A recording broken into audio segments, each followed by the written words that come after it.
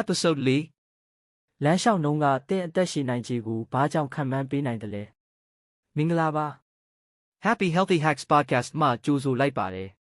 ဒီနေ့မှာတော့အလွန်ရိုးရှင်းပေမဲ့စေပညာအရအလွန်အရေးကြီးတဲ့အချက်တစ်ခုကိုပြောပြသွားမှာဖြစ်ပါတယ်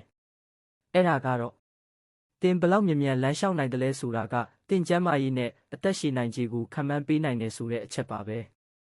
လူအများစုကလမ်းလျှောက်တာကိုရိုးရိုးလှုပ်ရှားမှုတစ်ခုလိုပဲထင်ကြပါတယ်ဒါပေမဲ့ဆရာဝန်တွေသုတေသနပညာရှင်တွေကတော့လမ်းလျှောက်နှုန်းကိုအရေးကြီးတဲ့ကျန်းမာရေးညွှန်ကိန်းတစ်ခုအဖြစ်သတ်မှတ်ထားကြပါတယ်။ဘာကြောင့်လဲဆိုတော့လမ်းလျှောက်ခြင်းဆိုတာခန္ဓာကိုယ်တစ်ခုလုံးရဲ့စနစ်တွေအတူတကွလှုပ်ဆောင်နေမှုကိုပြသတာဖြစ်လို့ပါ။ခြေထောက်ကြွက်သားတွေနှလုံးအဆုပ်အုံနောက်အာယုံကြောစနစ်ဒီအားလုံးပေါင်းပြီးမှသာသင်လမ်းလျှောက်နိုင်ပါတယ်။ဒါကြောင့်လမ်းလျှောက်နှုန်းကခန္ဓာကိုယ်တစ်ခုလုံးရဲ့အခြေအနေစရင်းတစ်ခုလိုဖြစ်နေပါတယ်။သုတေသနတွေမှာတွေ့ရှိတာကလမ်းလျှောက်နှုန်းနှေးလာတဲ့လူတွေမှာ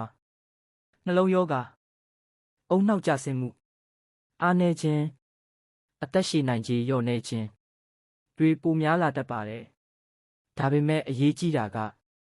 လမ်းလျှောက်နှုန်းကသင်အနာဂတ်ကိုပြောင်းလဲနိုင်တဲ့အချက်တစ်ခုလည်းဖြစ်ပါတယ်။ဆိုလိုတာကအခုနေနေတဲ့ဆိုရင်တောင်ပြန်တိုးတက်အောင်လုပ်နိုင်ပါတယ်။ဒါဆိုလမ်းလျှောက်နှုန်းကိုဘာကြောင့်တိုးတက်အောင်လုပ်တင်တယ်လဲ။ပထမဆုံးနှလုံးကျန်းမာရေးကိုကောင်းစေပါတယ်။လမ်းလျှောက်တာမြန်လာရင်နှလုံးကပိုအားကောင်းလာပြီးသွေးလည်ပတ်မှုပိုကောင်းလာပါတယ်။ဒုတိယအုံနောက်ကိုကာကွယ်ပေးပါတယ်။လေ့လာမှုတွေကပြသထားတာကလမ်းလျှောက်မြန်သူတွေမှာမှတ်ဉာဏ်ကျဆင်းမှုနှုန်းပိုနည်းပါတယ်။တတိယကြွက်သားအားကိုထိမ့်သိမ်းပေးပါတယ်အထူးသဖြင့်အသက်ကြီးလာတဲ့အခါခြေထောက်ကြွက်သားတွေအားနည်းလာတတ်ပါတယ်။လမ်းလျှောက်ခြင်းကဒီပြဿနာကိုနှေးကွေးစေနိုင်ပါတယ်။စတုတ္ထစိတ်ကျန်းမာရေးကိုလည်းကောင်းမွန်စေပါတယ်။လမ်းလျှောက်ခြင်းကစိတ်ဖိစီးမှုကိုလျှော့ချပေးပြီးစိတ်အေးချမ်းမှုကိုတိုးစေပါတယ်။ဒါဆိုလမ်းလျှောက်နှုန်းကိုဘယ်လိုတိုးတက်အောင်လုပ်မလဲ။ပထမဆုံးနေ့စဉ်လမ်းလျှောက်ပါမိနစ်20မှ30အထိစတင်နိုင်ပါတယ်။ဒုတိယအနည်းငယ်မြန်အောင်လမ်းလျှောက်ကြည့်ပါ